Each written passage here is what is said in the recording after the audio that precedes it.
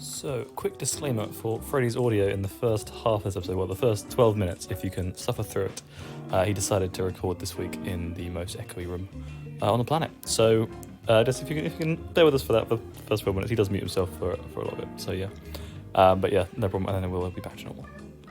Welcome to episode 35 of No Idea Yet, the podcast where we pick a topic, figure out what we don't know about something, have a chat about that, then go away for a week, and then research this, and then come back with our newfound knowledge and discuss it then.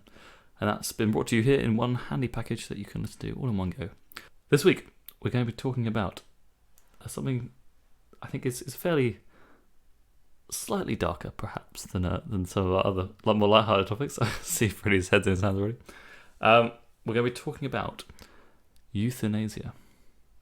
So not, Chinese kids, but rather the I'm going to give that a second. That amazing joke to just that's obviously keep it lighthearted. Yeah. No, the I mean, choosing to die, or obviously euthanasia humans and animals is kind of already a thing. So, do you know what's funny? As I actually nearly chose this as a topic the other week, because I just listened to a podcast about it and I thought it was quite interesting. But I thought I think we just had a bit of a dark episode previously, so I thought I'd go light. I love it. I'm well up for that. It's fine. We've got to touch upon these things sometimes, and it's good to discuss it because it's something that we may face in our lifetimes, right? It is. Well, interestingly, I actually had a chat with our grandmother about this not that long ago. So yeah, she's in very good health for the record. But no, she was very too good. She was very much. She was like, we were talking about as you get older and everything. I think this is the foundation of it. This is, I think, where the sort of principles of it meet the practice, and it doesn't really fit very well. So obviously, the idea of everyone wants a certain quality of life, and then if you don't have that, then you can drop below it. So I sort of had a chat with a friend of mine who's a vet not too long ago about this, and she was basically saying, obviously, with animals, they get put down quite often if they have experiencing a negative quality of life. And the term she used was basically talking about death as a neutral welfare state. So the idea that if you imagine death is like a 0 point, and then life ideally should be better than that, it should be positive numbers. But obviously there is possible to have a life that is worse than that, which is obviously what we deem for animals invariably if we decide to put them down. And that is true of humans as well. Of course, there's plenty of lives. Imagine if you're, very late stages of dementia, or you're completely paralysed, all sorts of, where you could argue. There's an argument to be made. I'm not saying obviously it is, because only really the person who's living that life could determine whether or not it's better or worse. But there is an argument made there. But obviously it's completely illegal, because obviously the amount of abuses that could come if it was legalised would be terrifying. So a fun thing. Oh, sorry. No, go on. A fun thing. Yeah, well, for me, I find everything fun. There's different definitions for it. So when you think euthanasia, I can't remember the actual definitions. So this I need to look up. But there's different forms of either it's assisted suicide, it's assisted dying, things like this, and also on what scale you would choose to. Because is it just a case of I'm just not very happy? Maybe you've got MS or something, and I'm really struggling to live, and I want to die. It's not that you're terminally ill, so it's not assisted dying. It is actually assisted suicide, which is the clear difference of you're not going to die anytime soon, but we're killing you because of your quality of life. Whereas somebody who is terminally ill, they're like, I am dying of cancer, I've got maybe 6 months to go, but it's excruciating pain all the time, I want to die. That's assisted dying.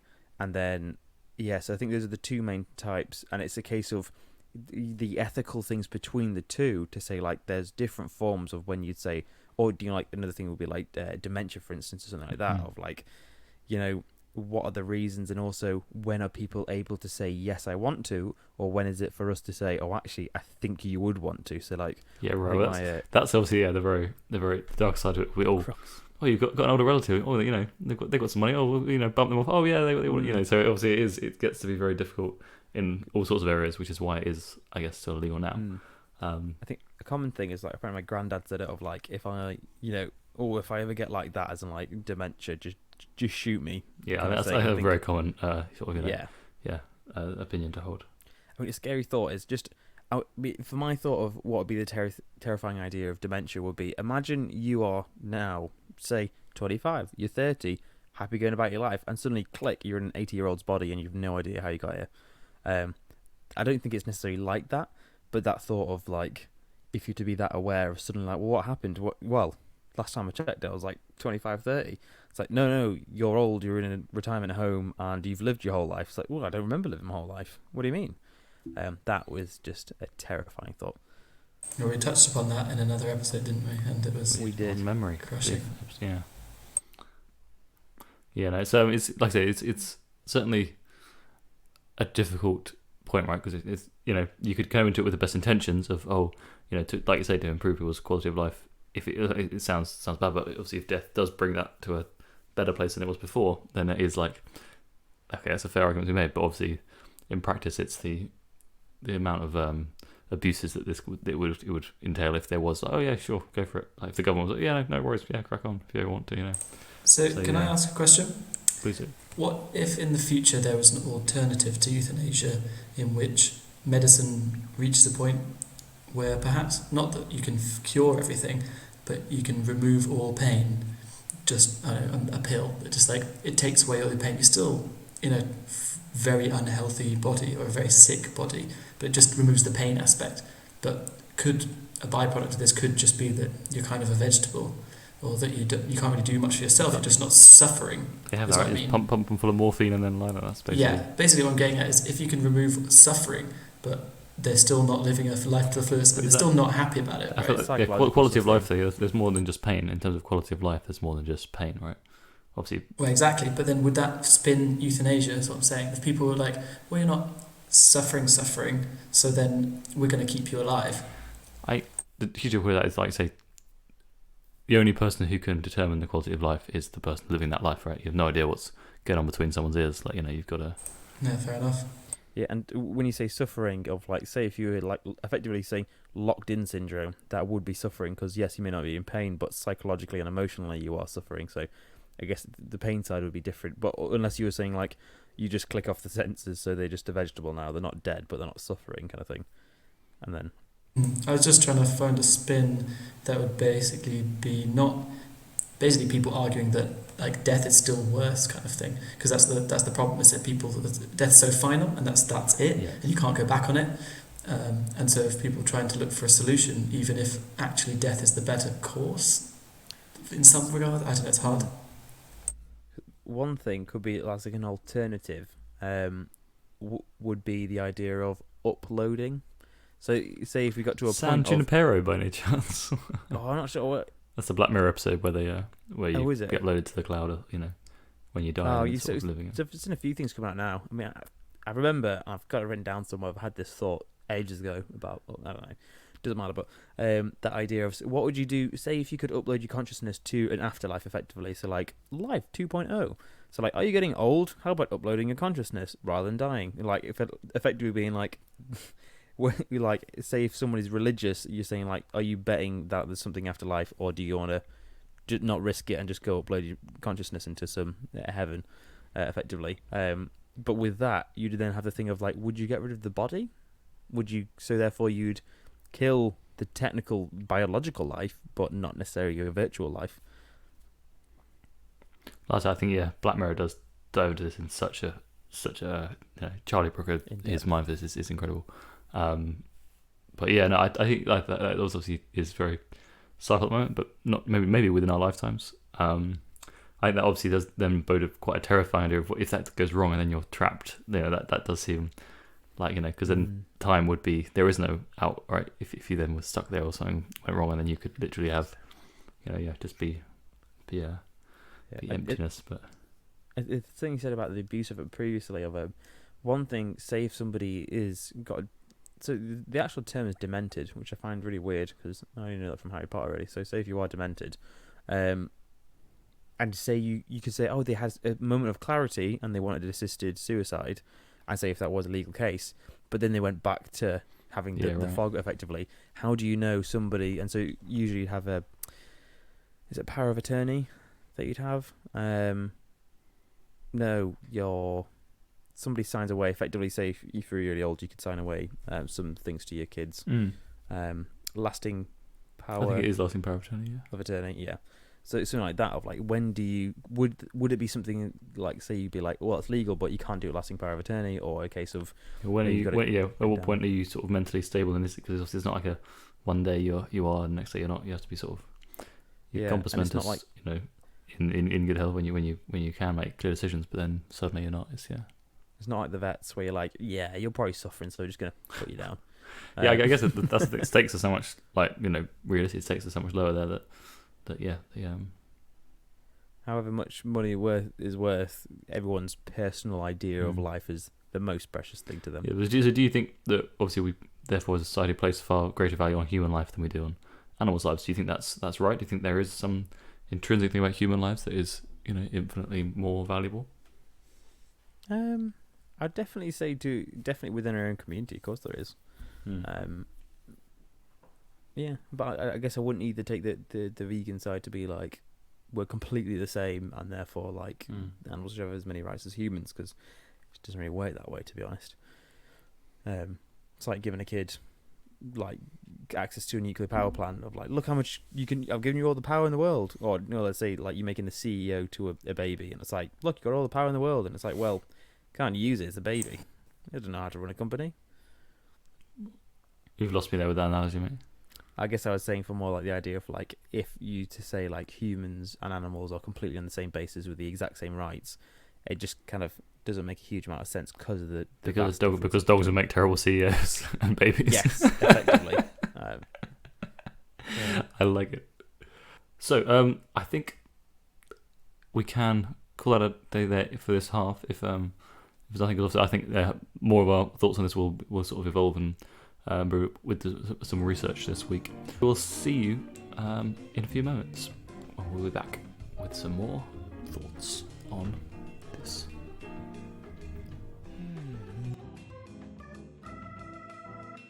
I've done such good research on like all the different types of kids in Japan, Korea. Welcome back to this week's second half of Euthanasia, where we are talking about euthanasia, funnily enough. Last week, I asked the guys to go away and have a look at some things regarding neutral welfare state, the different countries and their policies, what the official line is in the UK, and then obviously to look at some individual stories and things that came across as particularly valuable in this area. So we're going to go over to Johnny, of course, for the definition.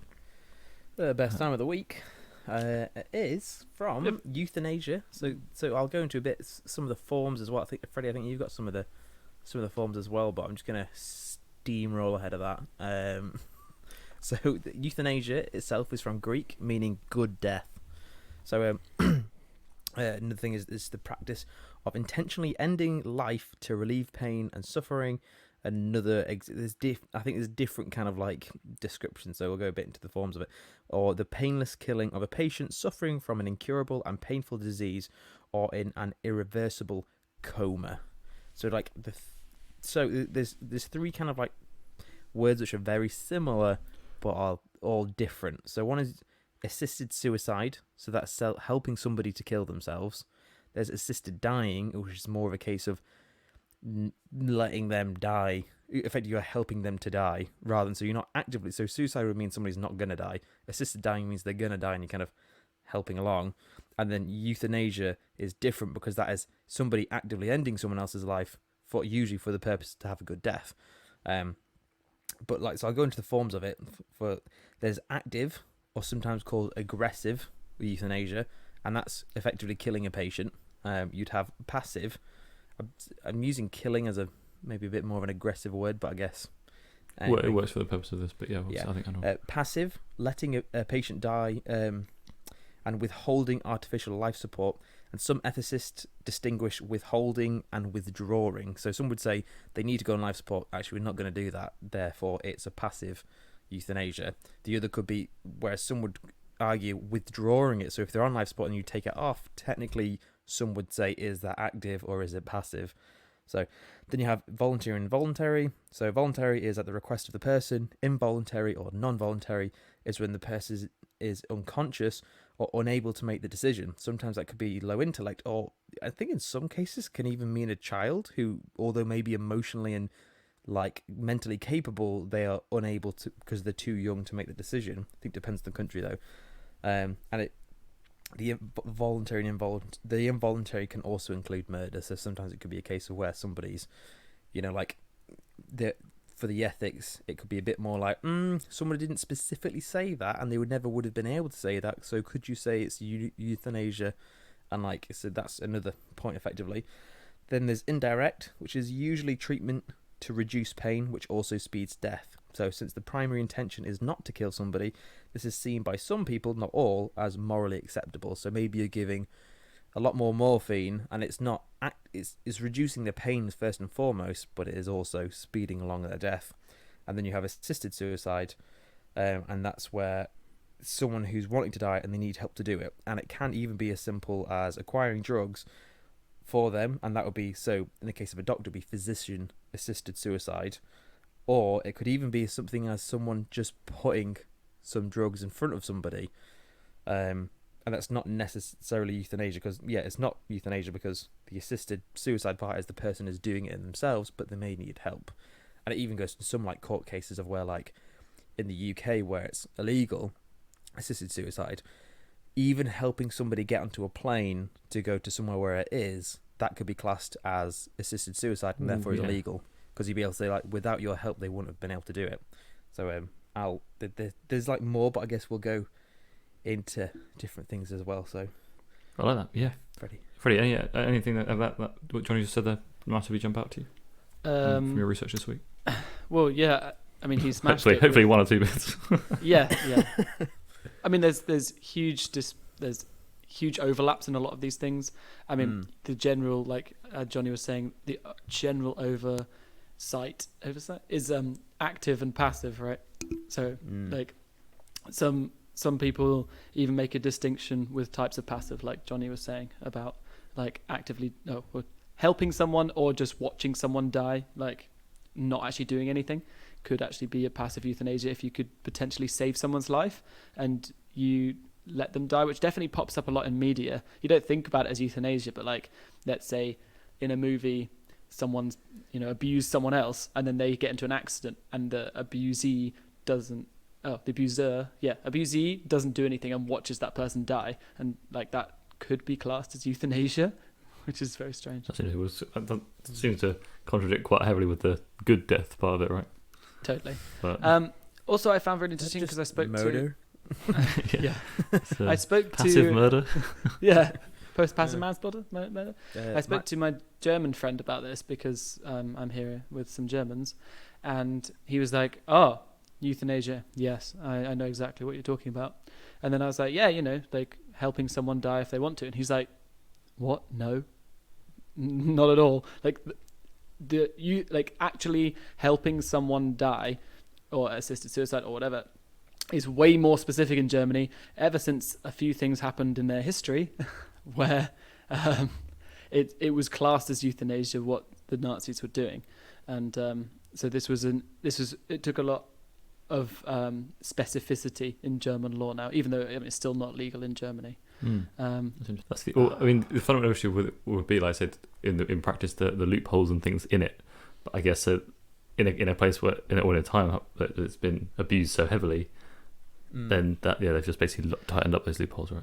We're going to get into more litigation in place too. We're going to get into some of the philosophical points in a second, because I found that really interesting. But basically, the counter of the concept of saying that the Nazis euthanized is that no record of Nazi doctors either killing or assisting in the suicide of a patient who was suffering intolerably, and therefore, in modern euthanasia, we would say it's for alleviating suffering or potential suffering. If you talk about newborns, which I also did research. I was going to say, so that was another thing that we obviously kind of come with the whole, because there's a lot of overlap here with pro-life, pro-choice kind of arguments with abortions.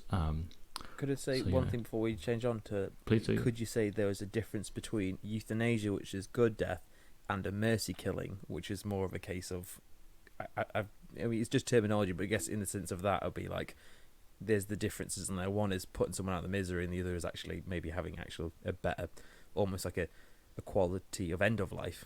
if you know what I mean, Mm. rather than just like I'm stopping your pain. It's more like, no, actually, it's a good death. It's not just like it stopped because to put you out your misery. It's more of a Right. you know. I think a lot of it as well is that whole agency argument, right? There's people want their independence and they want their ability to choose, especially if they've got a terminal illness. Then the last decision they really have is when and how they want to go. So Well, yeah, lots of countries have a big thing about voluntary and involuntary euthanasia, which Johnny touched upon. So non-voluntary is that the patient's consent is unavailable, whereas involuntary is without asking consent or against the patient's will. And that like finding a way of separating those two is really important. And so, yeah, I hope that... absolutely, yeah. But babies. Oh, you want me to talk about... But, I mean, if you want to go on to... We're talking about the agency and the whole idea of voluntary and what is best for the person and the person having a say in it.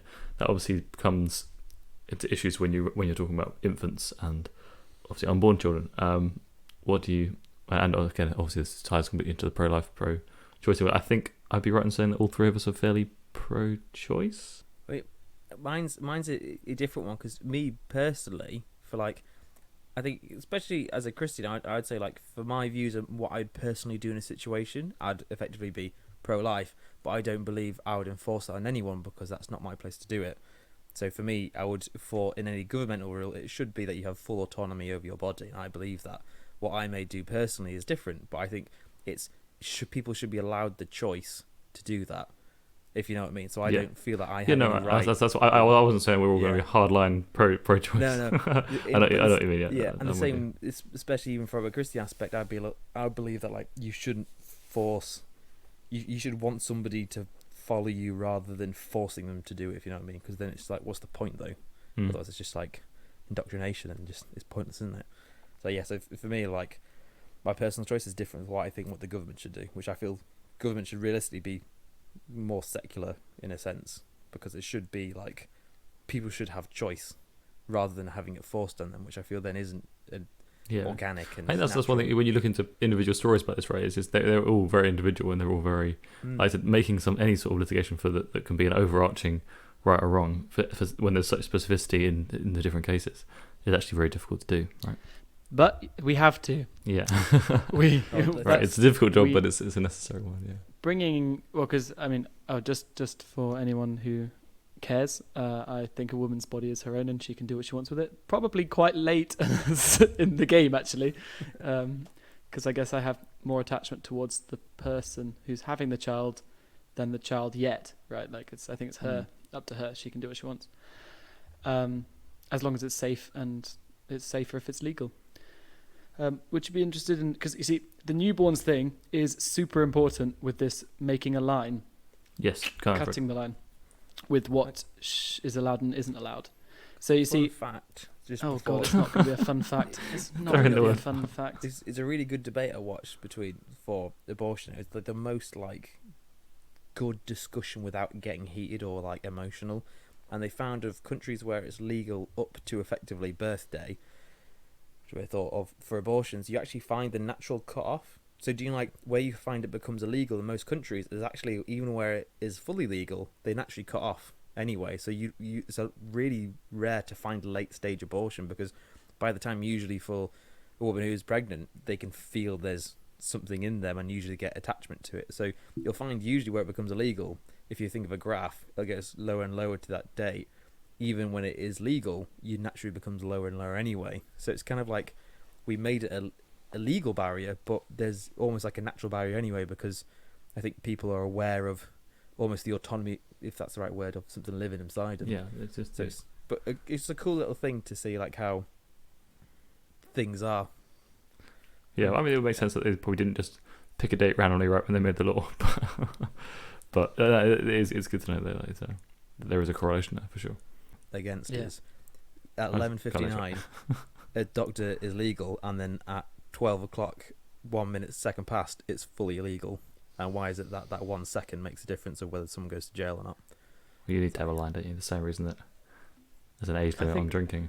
It's kind of you're not going to be that much. You're a different person the day before your 18th birthday or the day after, but you need to have a line. Well, that's why I guess if I was going to be a true biologist, I'd say there's probably actually a biological point of a person that you could say would be good or bad for both drinking and for abortions. Just that if you could actually conduct a study and be like, oh, this has got to this point of maturity. By this point, yeah, it's a bit early or yeah, it's a bit late. But actually with definitive proof, that would probably be better than an arbitrary time. But that's just me. So on to my point, Jonathan. Sorry, we're late. Is that, yeah, I'd just like to preface all of these points by basically reminding everyone that actually in ancient Greece, especially with like Spartans, non-voluntary euthanasia of children was commonly practiced, actually as an early form of eugenics, as in the belief, practice of improving genetic quality of humans by withdrawing care of unqualified children. And it sounds weird, unqualified, but like if they were like, right, this kid's not going to be strong enough, or they put it in a bowl of water to see if it can swim. If it doesn't swim, it drowns. It's like, well, cool, it was weak. So this was actually common practice and totally accepted. And the point, this is important because one of the arguments against this is that we don't know how we're going to feel in the future when we look back on the decisions we make now. And this will all tie into, sadly, child euthanasia. So basically, the first general argument is the slippery slope argument, is that agreeing to A, as in, these really, really, really, really young children, or even in the womb children, are too genetically disabled that they're not going to have a good life or they're not going to survive at all, so we should kill them. And B, which is, we don't agree with killing adults or children who are older, who have actually got to an older point. There's an argument that the slippery slope means that you agreeing to A, eventually you agree to B, if that makes sense. Yeah, right. So the issue is because the difference between A and B is a concept and it's not a mathematic fact, right? It's like you said before about having the line. It's like, oh, right, after their 15th birthday, we can no longer kill them. That's not how life works. You can't deal with this. So Jonathan Glover in 1977 was saying, if it is allowable at birth for children with some grave abnormality, what will we say about an equally grave abnormality that is only detectable at 3 months or 6 months or a bit later or not quite as serious but as at birth? Basically, like, how do you figure out where it stops? And so generally the counter of this is that actually the distinction between A and B is not a logical inconsistency, it's actually a poor choice of principles. Like, if you choose your principles carefully enough, you can have purpose to it. But another option is actually just to accept the consequences. Like, eventually people will make mistakes, or not even mistakes, but like there will be times when it doesn't match up and you just have to accept it. And you kind of have to take that. Well, not learn from your mistakes. I'm saying that people are going to find loopholes and you're just going to have to deal with that loophole. And yeah, you can't just have a complete non-start or something like that. You've got to set the ball rolling and go with the flow. Oh, man. So another issue is that if once we allow voluntary euthanasia, we may or will fail to make a crucial distinction, and then we will have to make the morally unacceptable outcome of allowing involuntary euthanasia. This is the second slippery slope argument, where if we start off with totally voluntary and go backwards, whereas just to remind everyone that the first distinction was newborns who have no knowledge or ability to say no, and that even if we make a relevant distinction between voluntary and eventually involuntary, we will not act accordingly for some reason, potentially political or some form of like moral judgment.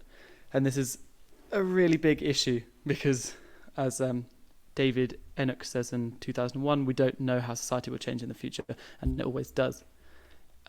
So I just want to throw in one other important thing to this, is that the arbitrary line, which is coming up with, right, this is allowed and this is not allowed, is actually similar to the paradox of the heap. And the paradox of the heap is when you have like a pile of sand or something, and just removing one grain of sand doesn't actually change the heap. But if you keep removing one grain of sand, eventually the heap is no longer a heap. It's 5 grains of sand or something. So it's basically like, where is that line? That's what people who are arguing where there is no line, is that it's impossible to form. Where does this leave us? Yeah, exactly. Yeah. So one person did argue, Leo Alexander brought up the argument that in the events of the Holocaust during the Nuremberg trials, that potentially the origins of the Nazi programs could be traced back to small beginnings, and presented a slippery slope argument. But as I pointed out earlier, there was no record of Nazi doctors actually killing for intolerable suffering, and so people would say this is a completely different issue, and we shouldn't try and mix the two because it's just going to get way too messed up.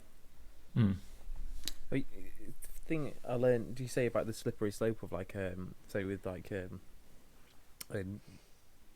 for the Nazis of like, I was learning thing about free speech, and like in America, hate speech is protected as free speech, whereas in Europe it's not.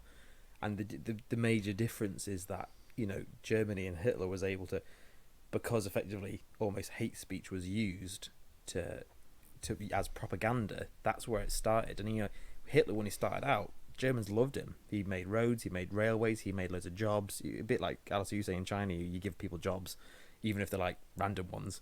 And so suddenly, like, look, loads of people are employed or whatever, and also changing stats of where it'd be like, oh, women don't count as employed people, and Jewish people don't count as employed people. So look, everyone's employed, and part-time work is also full-time work. So, but like, it was that thing of having something of like, well, this guy's really good, and maybe we've like sacrificed a little bit, but it's for the greater good. And then at some point it turns and changes, and then it's that slope, isn't it? So that's the fear. And there's, you could say, an example of what is initially a good idea, be like, oh, well, we're going to stay insular, we're going to do everything ourselves, we're going to work out, and like this guy who's the head, he's going to stay the head, and it was all working well. Of those little things which slip and slide, and yeah. I think you need to make a build a framework that's robust enough to not be able to be sort of, you know, have one person who can come in and, you know, like obviously there's people who spent their life studying the rise of Hitler and how you managed to do this in this specific case, but I think people fall back on that as an example too often, if that makes sense. Yeah, I think it was a very abnormal. Yeah, without understanding all the things. It's just because of the thing about free speech. I'm with you. That hate speech is protected, whereas in Europe it isn't. Yeah, no, but that's a fair point, because in the sense that it would be very easy for someone who wasn't really thinking at the time to say, oh, well, like, yeah, see, hate speech, like, I mean, like, if you could have all kinds of speech, like, what even is the difference between hate speech and just speech that I don't agree with? Like, I'm offended by that, so therefore that's hate speech. It's like, well, actually, you can actually make clear, defined lines for certain things, and if you cross them, then that's it. And so the kind of the summary of one of the counter arguments for this arbitrary line, slippery slope argument, which is where you don't know between, eventually we get to non-voluntary or voluntary euthanasia, is that you can actually choose to have very specific rules and you don't cross them. And then later on, if you want to, maybe there is a push to have involuntary euthanasia, or non-voluntary, of children with severe deformations, that you can actually bring it to a court and assess it and talk about it. It's not a slippery slope in the same way that pharmacy isn't a slippery slope that, well, they sell these drugs at a pharmacist, why don't they sell cocaine? It's like, well, actually, like, they have clear distinctions. Yeah, right. You have lines and you choose them, and you draw those hard lines and you stick with it, and it's illegal to cross them, and then therefore it's not a slippery slope. Yeah. So what do you think, this is tied into this a little bit, in terms of that you're talking about with the age things. What do you guys think if there was a kind of a pension style age for euthanasia, whereby at a certain age, once you're old enough, then you get it, as in, like, you've lived a good life now. It's forced. I think like no, not forced. You're old enough, you can choose it. Just you're given the choice more freely at a certain age, because obviously one of the sort of, you know, pushbacks to the whole thing about it is that obviously, you know, anyone any age could start, or any time in their life could start saying, oh, you know, don't want to live anymore. This is, you know, and then therefore, you know, if all of this became legal out of you know, sort of as a thought experiment. But so, what did you guys think of that, of an idea of if there was, like, when you turn 80 or 90 or whatever, you know, whatever age it would be, you're then, like, you now have the more personal, pretty much you have more personal liberty in that respect. Yeah, I mean, I mean, I guess it comes down to, choice. I think isn't it? if that would never come across as a policy, because it would come across too much like you want to kill old people.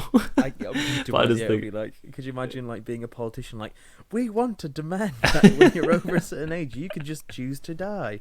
We're not saying you have to, but we're just So saying you we should, want, just so you go. we want you to be able to just- choose that option. It's What are you the trying to say? implication. It's the implication. I think that this, as a I guess kind of humorous point, is completely pointless, because the majority of people who want to end their lives when they're older, rather than those who when they're younger have some debilitating suffering that they're like pain. It's I think easy those to that see. when they're much older, it's generally mental illness. Don't you think? No, I think there's loads of like Um, cancers and things like that can cause you like unbearable pain. That especially if it's terminal, then obviously that's when. Okay, I'll All give these you a sorts of bad Okay, I'll things. give you a stat then, since we're going there. So, of the 2,023 patients that underwent euthanasia in Belgium in 2015, 926 patients were older than 75 years of age. And I've got to find out now where it was Yeah. Okay. Yeah. That's, over the age of Because 75. Sorry. I guess can't the find idea why. is it's related to quality of life, and the worry is when someone's younger is you worry about what quality of life you've been able right. to attain at all. Whereas when say you're over 70 or 80, you're like, well, to be honest, we can probably show that you've had a good quality of life or the opportunity of. I guess it's probably the opportunity, isn't it? You've had the opportunity for a good quality of life, whether or not you had it. So now we're giving you an option, because it's the same with like for people if they want hysterectomies or they want the snip, what's it called? vasectomies. Vasectomy, not castration.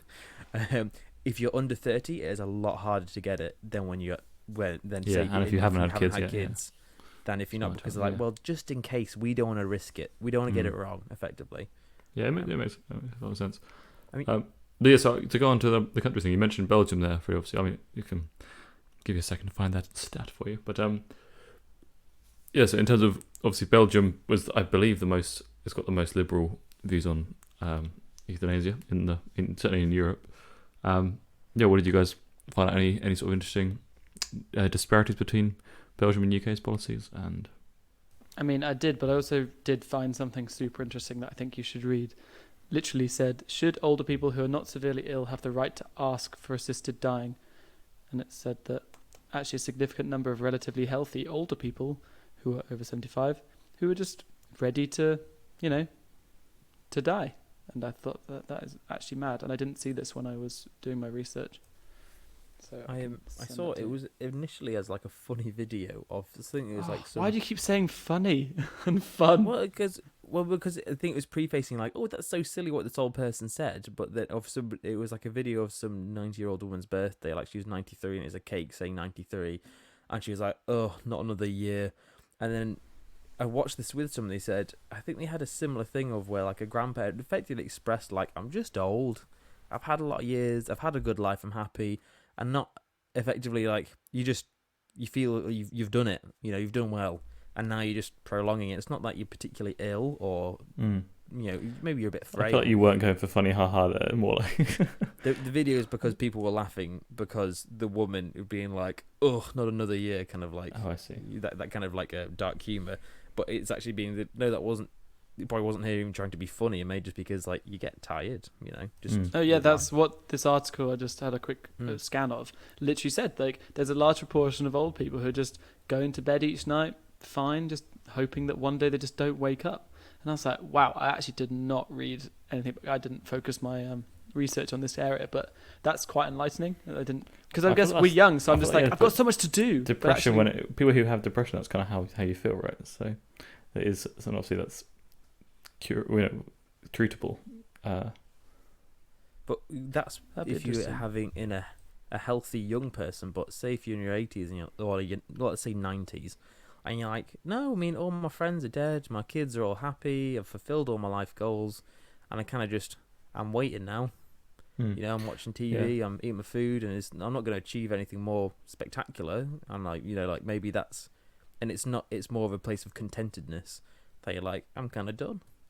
I don't know. But This is then me just. I would spitballing. just, the only thing I'd like counter that with is like, again, I'm not in that position, but it would be interesting having, programs of activities or like ways that people who are healthy enough, even if they're old, can help, like be babysitters or something, or assist Play people, Scrabble all day. or play Scrabble all day. But that's why video games might be huge when we're adults. When Grandparents. we're adults. Says the Grandparents. 27-year-old talking to her father. I still don't feel. We're still teenagers, man. Deep down. Yeah, that's funny.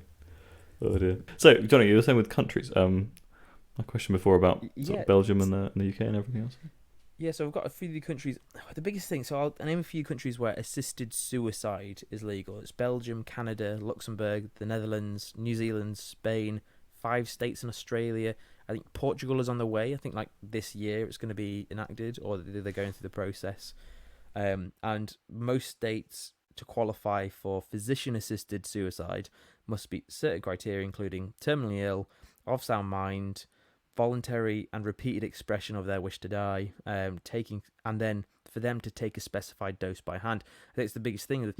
So even Switzerland is, I think a lot of, well, at least in the UK, I feel like people think, oh, that's the place where people, go to die or whatever. But euthanasia is still illegal, but assisted suicide isn't. And the difference is, the key difference is that euthanasia is somebody effectively giving you a dose and killing you to help you die, or for a good death, whereas assisted suicide is very much, no, you are still killing yourself or committing suicide. It's that you're getting the help that you need to do it when you may not be physically able.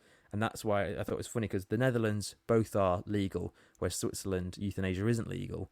The last, I think it was from 2019, I think it was, which I was looking at. But yeah, and another thing of euthanasia in the UK. So we do have it as illegal, assisted suicide and euthanasia, but it does occur. It's very rare. But this was in 2009. They did, I think, assuming an anonymous study of 3,700 medical professionals, and 0.2% of deaths involve voluntary euthanasia. So obviously, where a patient says, "Please, would you be able to end my life?" and a doctor or whoever that then accepts the request. And 0.3% involved euthanasia without explicit patient request. And I was Freddie saying that could have been non or involuntary euthanasia. But apparently there was no assisted suicide recorded, though. So it was a case of people do help others to die, but maybe not for them to do it. I guess the other thing as well, it's probably more of a trace for if you hand somebody something for them to kill themselves compared to you putting extra morphine or something like that. So that was quite interesting. So, Johnny, I hear you also did an individual case study for this. A Miss Diane Pretty, I believe. Yeah, so this was a woman, I think it's the first case in the 21st century. She was somebody who had a court case, well, to ask the government effectively to change the rules on assisted suicide. So she had motor neuron disease, she had a couple of years, and it effectively took away her whole life. She had to be cared for around the clock by her husband and nurses. And she wanted to control the time and the manner of her death. Due to her condition, they need help. She asked the government that her husband wouldn't be prosecuted if he helped. So it was all about the assisted suicide because she couldn't do it herself. So she asked the government, can I have my husband help me to assist in the suicide, and then can he not be prosecuted? Went to the House of Lords because at the time that was the biggest court, and they rejected her, saying the right to life does not include a right to die. They also said that the right to private life did not include a right to decide when and how to die, which I feel is it's a weird one. When they put it like that, it really feels like, no, we're not giving you control. Or not allowed, yeah. I mean, the other thing as well, in 1961, there's the Suicide Act, which changed. It used to be illegal to commit suicide. So if somebody attempted suicide, you could be arrested for it, and it was illegal. But they changed it. So it's decriminalised in 1961. You get section more than likely rather than sent to jail. Yeah, right. Which is a good thing.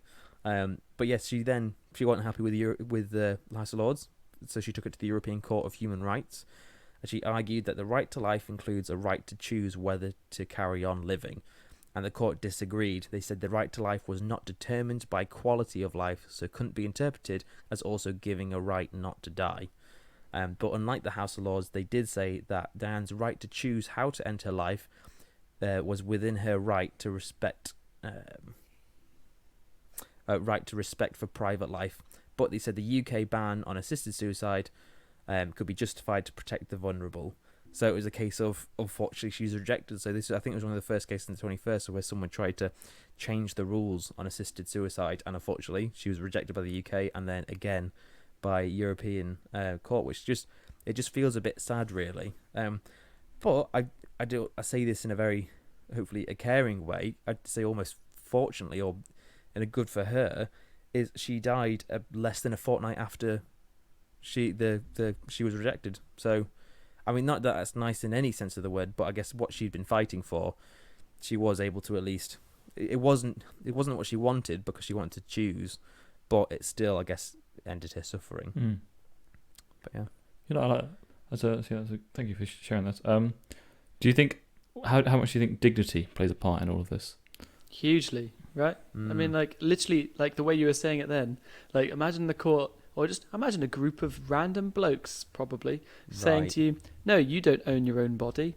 No, you can't do that. Like, we choose what you can do with your own body. What is there anything less dignifying than not having control over the one thing that you feel like you should? And I think that's what changed. I think the way that it was worded for why they said no, it wasn't because of like, oh, we're just trying to protect people, we're about the slippery slope or something like that. Effectively, they said, no, we don't give you the right to choose what you do with your life. And it really felt like, wow, it feels like almost like an infringement to be like, no, you can't do what you want, and we're going to tell you that. The way that was put felt so different from all the other kind of arguments for or against. It was. So do you think they're obviously worried about a sort of dangerous precedents and, like you say, the slippery slope thing there? But yeah, it is obviously, that's why it's still such a contestable issue, right? Because there is such, it's so individual, like you say, it's so different on an individual basis and so susceptible to these sort of loopholes and to be abused. So yeah, but like I said, dignity was one of the big things that I think comes across in terms of when you get towards the end of your life, especially, and you're in a place where. Go on, Fred. Sorry, you. I'm sorry. You just said that it's so susceptible to being abused. Yeah. Like, isn't the whole point that that's the issue? I think that it's not susceptible to being abused because I think that we'd have such strict regulation of it, and you'd have to fill out certain things, tick, tick, tick, to be allowed to go through this process. If we're assuming it's a voluntary one, not the involuntary one. I think. Would you say assisted suicide or euthanasia though? So one is somebody. Well, inverted commas, I feel but killing you, and the other one you committing suicide, but with help. So, well, I think that if you went down the assisted suicide had to be done with a very certain chemical, which I mean, I researched what it is that's used, and that was the only legal way of doing it. I mean, I think that it could be regulated really well, and anything else is manslaughter, and therefore, if you want murder, so if you want to have it legalized. You can, and have it with this very certain protocol, and then it's okay. I think that it could be done in a way that's not abused and twisted, which is. I just think there's so much at stake, and it's so obviously permanent and such a like that. With the best one in the world, we want to create it so that it wouldn't be, so it would make it difficult to be abused. But when there's this much at stake, I think it would be open to. I think it's more open to abuse just as soon as you start it. I'm not saying that's a reason you shouldn't try. Obviously, that would be a terrible logic to, we can't have this law because it might be abused. So, but I'm just saying, I think it will be, or it would certainly be attempted in that way. Yeah, I can see. I think the biggest thing as well for like, I don't know in the UK. I think there isn't like an official one, but like effectively in the States you have a Hippocratic oath where you're trying your very best to keep somebody alive.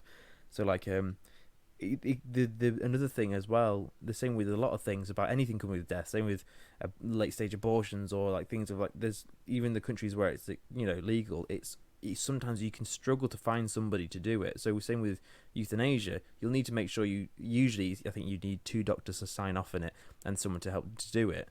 So I think I wouldn't put the choice of the medical professional to take that choice lightly.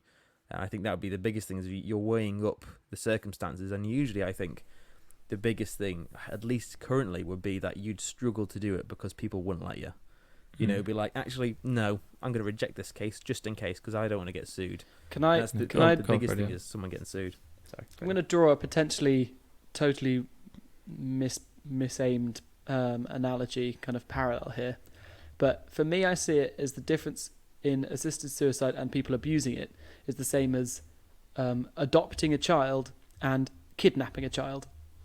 Like the amount of legality and paperwork and proof that you have to go through to adopt a child, prove that you have good income, prove that you have a good house, they come to you, they check on the child every 3 months, they check if it's going to be okay.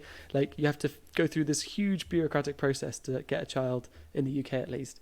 And then if you try and kidnap a child, yeah, it's possible, but it's going to be difficult and it's going to potentially go really, really badly for you. I would see like assisted suicide as this, that if you go through a good process, it's carefully laid out and you tick all the boxes and it's fine, versus you just going straight ahead and trying to help kill your partner or friend. I think yeah. Again, we've got to look at like time frames as well, I guess, for that, like the adoption thing and versus. I mean, it's an interesting circle of life kind of thing, you know. Obviously, like taking a life and then taking care of a new life and you know, and then anyone. But yeah, I think I definitely do agree with you that obviously I'm sure in countries where it is legal, like in Belgium, it's not just, you know, phone up your doctor. Oh, I'm feeling a bit poorly today. Oh, well, would you like some pills to make you feel better or some pills? So yeah, obviously it would be very, very heavily regulated. But yeah, I can see that as a good analogy, to be fair. So in terms of, like I said, this whole ownership thing, one of the other things I think you said was about euthanasia for pets, right? And obviously this is another thing that kind of got me started thinking about this topic in the first place, which I mentioned in the first half, about this whole death as a neutral welfare state kind of thing, and how, you know, it seems like almost an easier decision for you know, the whole ending suffering argument and element of this as a topic. What were some of your findings this week? Yeah, so it's not just pets, it's a bit of domestic animals too, because I mean, like, not slaughter necessarily, but like they do overlap for food, but like that there's a variety of reasons, but obviously the issue comes with that. It's not just if your pet is sick and or dying, it's unwanted pets or pests as well. So all of this overlaps. Like, I mean, the culling of deer or the culling of foxes or the culling of badgers overlaps a little bit with just getting rid of, for example, when foot and mouth happened in the UK, I mean, and a lot of other countries, that suddenly you had to have mass killings of cattle to stop the spread of this disease. But yeah, I kind of focused as much as I could on just the pets, like cats and dogs and small animals, and that it is seen as mercy killing. And often, you know, I guess pets don't really have, in the same way as humans do, like property and gain. You can't gain much from killing an animal, really, in the same way that some people argue you would if you allowed it to be legalized for like your grandma. So like it seems more kind of black and white, I guess. It's like the pet is suffering, it's having a bad time, it's only going to live longer in horrible pain. It's best just to let it go, or to put it down, or to I can't remember the other way of saying it. Go to sleep. Putting to sleep. Off to the farm in the sky. Yeah. I mean, that's it, isn't it? There's like no ulterior motives when it comes to a pet. Whereas suddenly, if you say, "Oh well, grandma, who's got a really big, you know, like inheritance for me," like, "Oh, you sure you're not feeling really ill?" And like, I can just shave off 5 years, kind of thing. That's a very like crude way of saying it. But with animals, you can bet it's always the animal's best intention, and a vet can clearly see that. It's like, and usually it's recommended.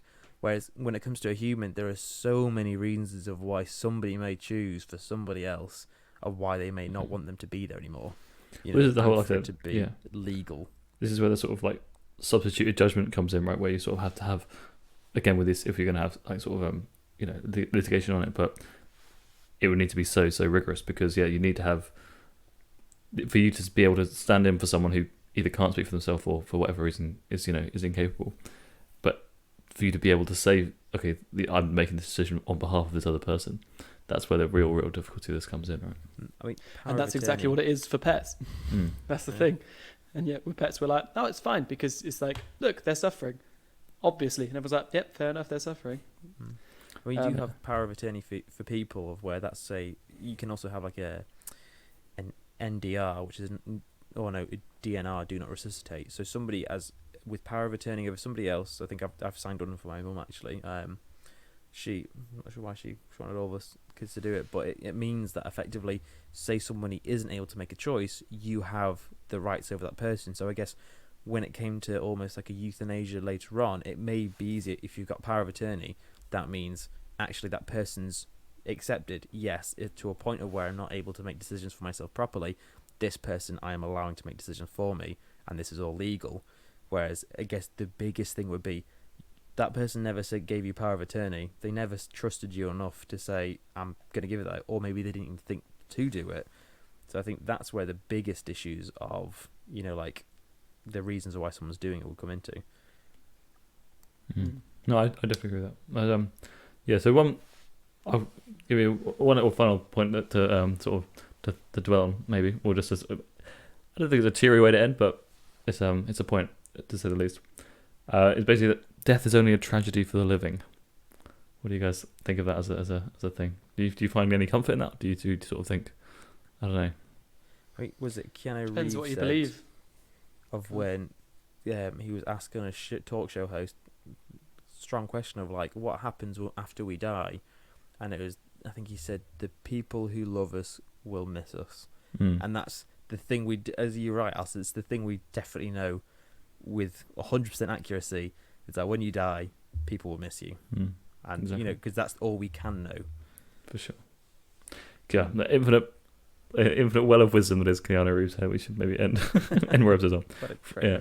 But any final thoughts, guys, as well? Well, just one final point that I thought was really interesting is basically a potential positive to euthanasia, other than ending of people's suffering, is organ donation. Yeah. So, you know, it's been a cheery episode when that's the cheery point at the end of it, right? yeah. No, I like that. No, go on for it. So generally in the EU, as far as I know, it's agreed that you can't donate organs if you're above 75 years old. I can see that being accessible. Yep. And so, therefore, if you go through with euthanasia... Same reason you can't give gone off food to a food bank. Are you calling my grandma gone off food?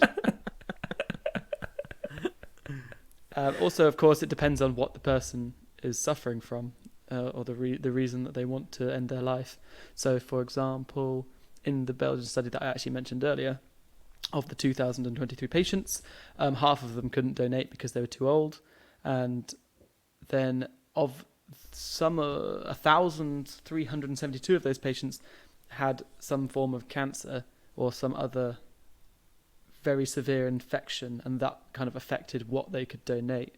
And actually 3 of those patients had HIV. So actually, in the end, only 10% were potential donors with at least one suitable organ for donation. So it's not actually as much as you might think, because often the reason for wanting to end one's own life is that you're suffering from something of the body having a bad time. So it doesn't make a huge kind of like, it's not as huge as I thought, but actually it still is pretty big, if in the sense that it's still... It's a thin silver lining, but it's a silver because lining. all of these organs would be collected at the hospital. I mean, you're literally in the hospital. Like, you get everything ready, set up. It's like, right, they're about to die. And then, boom, you've already checked if they're a match for someone, if you know what I mean. So it could be a potential benefit that actually could change some of the thoughts towards euthanasia. It's up to... So, I mean... Abby said organ donation's really weird in hospitals because it is properly like vultures. Like, because obviously... We've got to do it like, fast. Yeah, because it needs to be as fast as possible. So it is. They try to do it without any of the patient's family seeing it, but it's a case of, especially if you've got people around like they've died now and then they are organ donation and we're happy with it, and it's like we need to really open them up as quick as we can. And they, Abby said, you can see them waiting there and they'll have like stuff ready for it. Like, but it's because it seems really like insensitive, but it's like you're going to save somebody's life with that. You know, in their death, they are saving people's lives, but it needs to be like immediate. Like, unfortunately. But yeah, weird.